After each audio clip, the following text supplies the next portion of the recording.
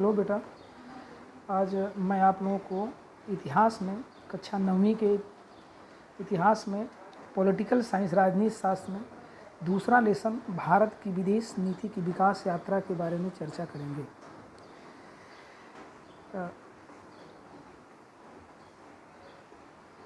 विदेश नीति की विकास यात्रा के प्रभावित करने वाले घटक के साथ साथ भारत की विदेश नीति का स्वरूप कैसा है, इसके बारे में हम अध्ययन करेंगे। विदेश नीति अर्थ तथा महत्व, उसका अर्थ तथा महत्व। सभी देश अंतर्राष्ट्रीय व्यवस्था के घटक होते हैं।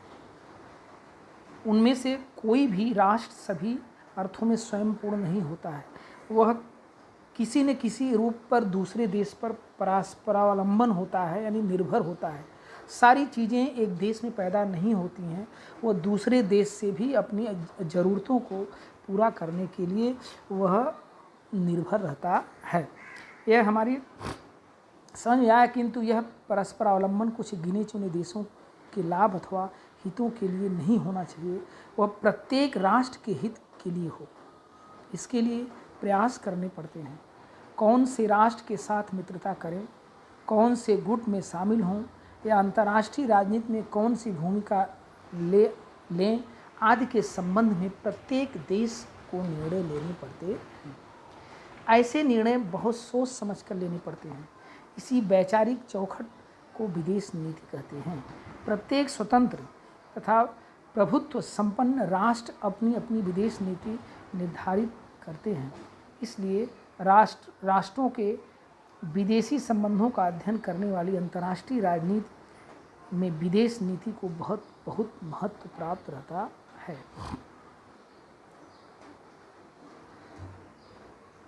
राष्ट्रहित संबंध, विदेश नीति से क्या तात्पर्य है, यह हमने संक्षेप में समझे। राष्ट्रीय हित और विदेश नीति का बहुत ही निकट का संबंध होता है। राष्ट्रीय हित संबंधों का संवर्धन विदेश नीति द्वारा किया जाता है। इसलिए विदेश नीति का विस्तृत अध्ययन करने से पूर्व हमें राष्ट्र हित के बारे में समझ लेना चाहिए। राष्ट्रीय हित संबंध से तात्पर्य अपने देश की स्वतंत्रता, प्रभुता, संपन्नता और सुरक्षित रखने के लिए की जाने वाली उपाय योजना है। अपना आर्थिक विकास साध कर अपनी सामर्थ्य बढ़ाने के लिए किए जाने वाले प्रयोग का भी राष्ट्रीय हित संबंधों में समावेश होता है। अपने राष्ट्र के लिए क्या लाभप्रद और उचित है, इसका विचार कर जब निर्णय लिए जाते हैं तब उसे राष्ट्रहित संबंधों का संवर्धन कहा जाता है। इस अर्थ से किसी भी राष्ट्र के राष्ट्रीय हित संबंधों के निम्न घटकों का समावेश होता है, जैसे अपने देश की स्वतंत्रता, प्रभुत्व, संपन्नता तथा अखंडता की रक्षा करना, अर्थात संरक्षण सर्वोच्च राष्ट्रीय हित है। आर्थिक विकास भी एक महत्वपूर्ण राष्ट्रीय हित है। आर्थिक दृष्टि से कमजोर राष्ट्र को अपनी स्वतंत्रता की रक्षा करना भी कठिन होता है। इसलिए सुरक्षा के साथ साथ आर्थिक विकास को भी महत्वपूर्ण राष्ट्रीय हित माना जाता है। राष्ट्रीय हित संबंध और विदेश नीति क्या है? राष्ट्रहित संबंध और विदेश नीति, रक्षा और आर्थिक विकास के विषय राष्ट्रहित हैं, अतः उनका संवर्धन हो, इस दृष्टि से विदेश नीति बनाई जाती है। इसलिए राष्ट्रहित संबंध उद्देश्य माने जाते हैं, तो विदेश नीति उन्हें प्राप्त करने का साधन मानी जाती है। परिस्थिति और समय के अनुसार राष्ट्रीय हित में परिवर्तन होते रहते हैं। उसी के अनुसार राष्ट्रीय हित संबंधों में भी परिवर्तन होते हैं। इस परिवर्तन का प्रतिबिंब विदेश नीति में दिखाई देता है। इसलिए विदेश नीति प्रभावी होती है। विदेश नीति निश्चय करने वाले कौन कौन से घटक होते हैं, जैसे अंतर्राष्ट्रीय व्यवस्था में किस राष्ट्र के साथ किस प्रकार के संबंध रखे जाएं, यह विदेश नीति के आधार पर निर्धारण किया जाता है। परंतु विदेश नीति निर्धारण के समय अनेक घटकों का उस पर परिणाम होता है, जैसे देश का भौगोलिक स्थान, आपने पृथ्वी का भूगोलक अर्थात ग्लोब देखा होगा, नक्शा अथवा विश्व का राजनीतिक मानचित्र देखा होगा। इसके आधार पर किसी भी राष्ट्र का भौगोलिक स्थान आपको दिखाई देता है। कुछ देश अन्य देशों से बहुत दूर हैं, तो कुछ राष्ट्र आसपास कई पड़ोसी देश होते हैं। कुछ राष्ट्रों को समुद्री तट प्राप्त है, तो कुछ राष्ट्रों के पास भरपूर खनिज संपदा है। संक्षेप में विदेश नीति निर्धारण करते समय देश का आकार, जनसंख्या, भूमि की गुणवत्ता, देश की समुद्री किनारा, प्राकृतिक संसाधन की उपलब्धता, इन सभी बातों का विचार करना पड़ता है। उसमें राजनीतिक व्यवस्था कैसी होनी चाहिए? लोकतांत्रिक शासन व्यवस्था के संसद को विदेश नीति के निर्धारण में महत्वपूर्ण स्थान प्राप्त है। विदेश नीति संबंधी विषयों पर संसद में चर्चा होती है। विपक्ष प्रश्न पूछकर विदेश नीति पर नियंत्रण रख सकता है।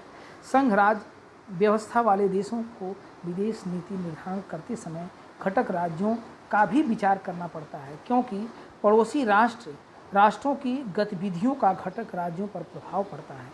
जैसे श्रीलंका की गतिविधियों का तमिलनाडु पर और बांग्लादेश की गतिविधियों पर का पश्चिम बंगाल के पूर्वोत्तर राज्यों पर परिणाम होता है। अर्थव्यवस्था कैसी होनी चाहिए? आधुनिक समय में किसी भी देश की आर्थिक स्थिति का विदेश नीति निर्धारण करने में बहुत महत्व हो गया है। सभी राष्ट्रों में आर्थिक विकास सबसे महत्वपूर्ण उद्देश्य बन गया है। इस कारण अर्थव्यवस्था का विदेश नीति पर दो प्रकार से परिणाम होता है।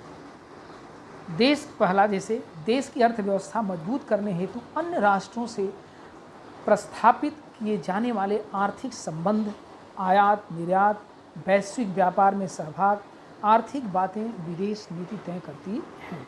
दूसरा, वर्तमान वैश्विक व्यवस्था में आर्थिक सुरक्षा के मुद्दे राष्ट्रीय सुरक्षा की तरह महत्वपूर्ण माने जाते हैं। आर्थिक सुरक्षा जितनी मजबूत होगी, राष्ट्र उतने ही सामर्थ्यवान राष्ट्र की मान्यता मिलती है। मजबूत अर्थव्यवस्था वाले देश कम परावलंबी होते हैं तथा वे स्वतंत्रतापूर्वक विदेश नीति का निर्धारण कर सकते हैं। राजनीतिक नेतृत्व कैसा होना चाहिए बेटा? विदेश नीति निर्धारण करने में राष्ट्रपति, प्रधानमंत्री, विदेश मंत्री, रक्षा मंत्री, वित्त मंत्री, गृह मंत्री का सहयोग होता है। विदेश नीति का निरंतरता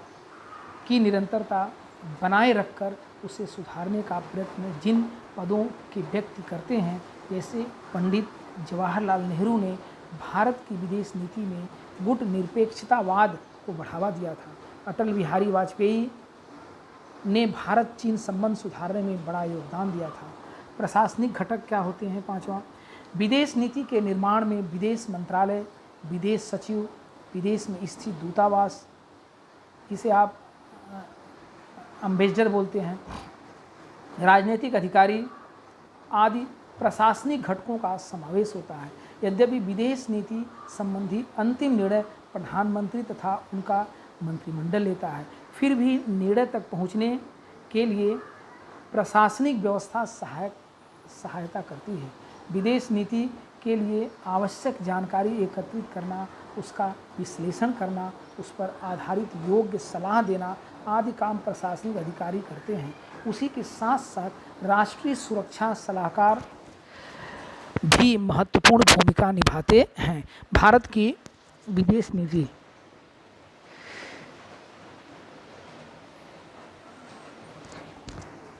नीति संबंधी प्राथमिक जानकारी लेने के बाद अब हम भारत की विदेश नीति के संबंध में जानेंगे।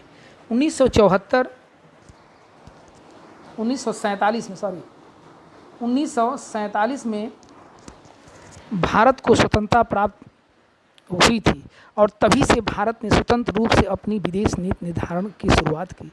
भारतीय संविधान के नीति निदेशक सिद्धांतों में शासन विदेश नीति को कैसे निर्धारण करें, इस विषय में प्रावधान किया गया है।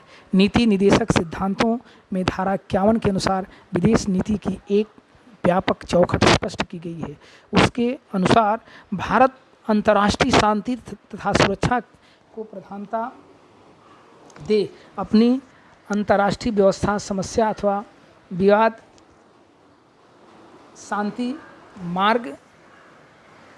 शांति के मार्ग से हल करे, अन्य राष्ट्रों से मित्रतापूर्ण संबंध रखे तथा अंतर्राष्ट्रीय कानून का आदर करे, यह भी हमारी नीति का उद्देश्य माना गया है। भारत की अब तक की विदेश नीति इसी चौखट में विकसित हुई है।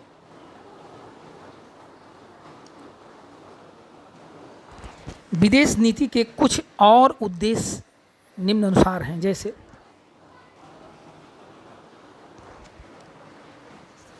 पड़ोसी देशों के साथ एवं अन्य देशों के साथ मित्रतापूर्ण संबंध निभाते समय अपने देश की सुरक्षा बाधित न हो, इस बात का भी ध्यान रखना चाहिए।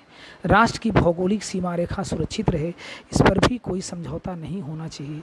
भारत की एकता और एकात्मता का संरक्षण करना, दूसरे देशों में निवास करने वाले हमारे नागरिकों के हितों की रक्षा भी करना, इस जिम्मेदारी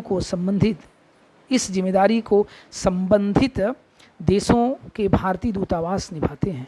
भारत के आर्थिक विकास के लिए विदेशों के साथ आर्थिक और व्यापारिक संबंध स्थापित करना। भारत की विदेशी नीति की समीक्षा। भारत की विदेश नीति की समीक्षा हम 2 चरणों में करेंगे। पहला चरण स्वतंत्रता से लेकर 1990 तक माना जा सकेगा और दूसरा चरण वर्ष 1990 के बाद से अब तक का होगा। भारत की विदेश नीति का आरंभिक चरण कैसा था? पंडित जवाहरलाल नेहरू ने आरंभिक समय में भारत की विदेश नीति का प्रारूप तैयार किया।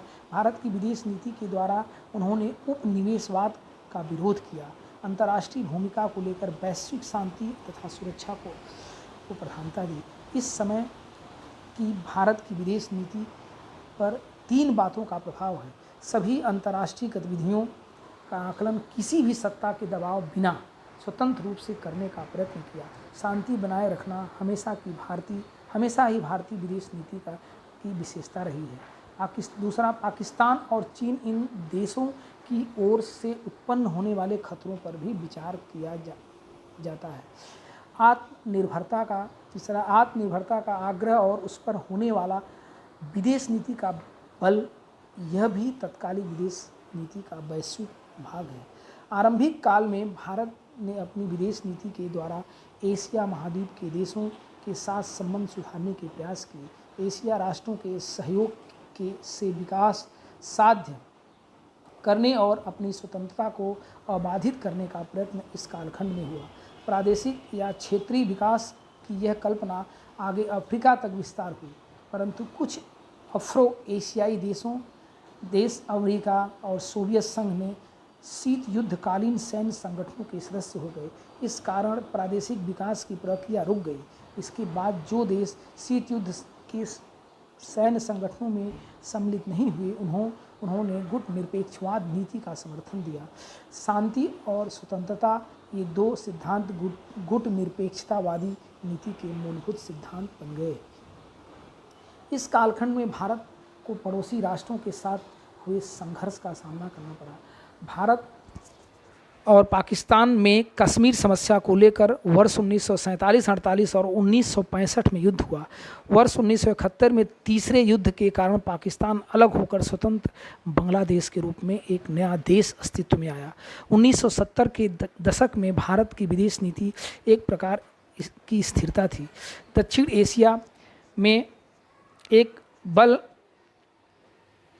प्रबल प्रादेशिक सत्ता के रूप में भारत का उदय हुआ। वर्ष 1974 में भारत ने परमाणु परीक्षण कर परमाणु अनुसंधान क्षेत्र में अपनी क्षमता सिद्ध की, लेकिन वर्ष 1980 से कुछ परिवर्तनों की शुरुआत हुई। दक्षिण एशियाई राष्ट्रों में आपसी सहयोग बढ़ाने की दृष्टि से सार्क संगठन की स्थापना की गई। चीन के साथ संबंध सुधारने हेतु भारत ने बातचीत आरंभ की। रक्षा विभाग के सहयोग के लिए अमेरिका के साथ भारत लेन-देन की शुरुआत की। वर्ष 1947 से 1990 का जो पहला चरण था, वह शीत युद्ध की पृष्ठभूमि में भारत ने गुट निरपेक्षवाद को स्वीकार किया। इस कारण सभी राष्ट्र से मित्रतापूर्ण संबंध बनाए रखना, विकास के लिए विविध राष्ट्रों से उचित सहायता लेना, इसे तत्कालीन समय में प्रधानता प्राप्त थी। गुटनिरपेक्षतावाद नीति के कारण भारत को अपने विकास के लिए दोनों महासत्ताओं से सहायता प्राप्त करना संभव हुआ।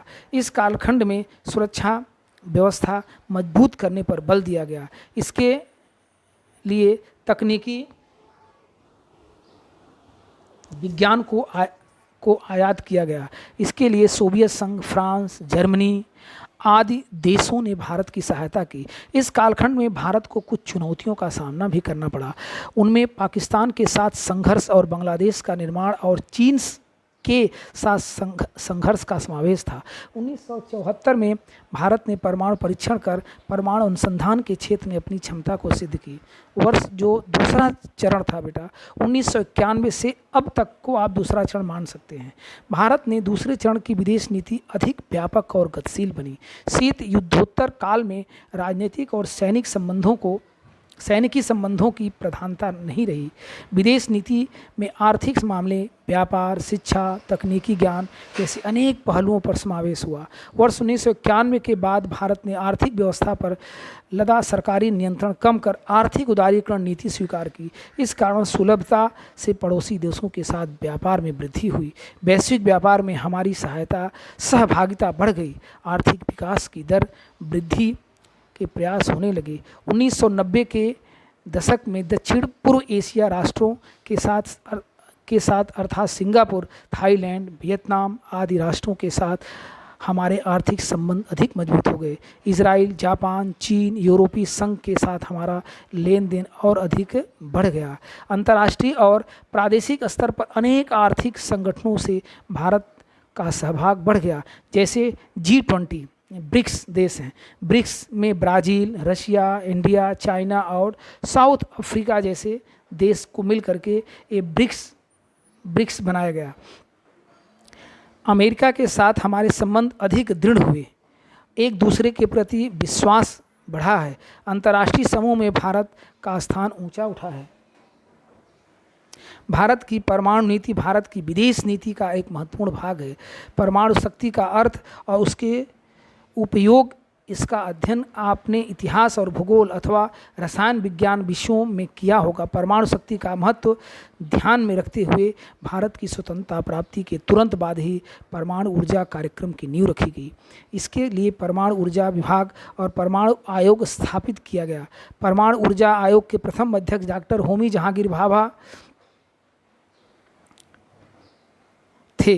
ऊर्जा का निर्माण उसका मुख्य उद्देश्य था, फिर भी सैन्य क्षमता निर्माण करना भी एक उद्देश्य था। इसके अनुसार वर्ष 1974 में भारत ने पोखरण में पहला परमाणु परीक्षण किया। वर्ष 1998 में दूसरा परमाणु परीक्षण कर भारत ने परमाणु हथियार का निर्माण किया। परमाणु हथियार का वहन करने वाले प्रक्षेपणास्त्र भी हमने तैयार किए हैं और इसके साथ इसके लिए वायुसेना और नौसेना भी सक्षम किए हैं। अब हम भारत परमाणु अस्त्र राष्ट्र हैं, परंतु हमने एक जिम्मेदार परमाणु अस्त्रधारी राष्ट्र की भूमिका स्वीकार की। निरस्त्रीकरण के प्रयत्नों को भारत हमेशा समर्थन दे रहा है, क्योंकि विश्व में शांति और सुरक्षा स्थापित रहे, यही भारत की भूमिका रही है। विदेश नीति की इस प्रकार की समीक्षा के बाद हम अगले लेसन में भारत की सुरक्षा व्यवस्था पर अध्ययन करेंगे। और नीचे क्वेश्चन आंसर है बेटा, आप लोग लिख लीजिएगा। अगर कोई समस्या होगी तो हमें आप व्हाट्सएप पर हमसे संपर्क कर सकते हैं या फ़ोन के माध्यम से भी हमसे संपर्क कर सकते हैं। ओके, धन्यवाद।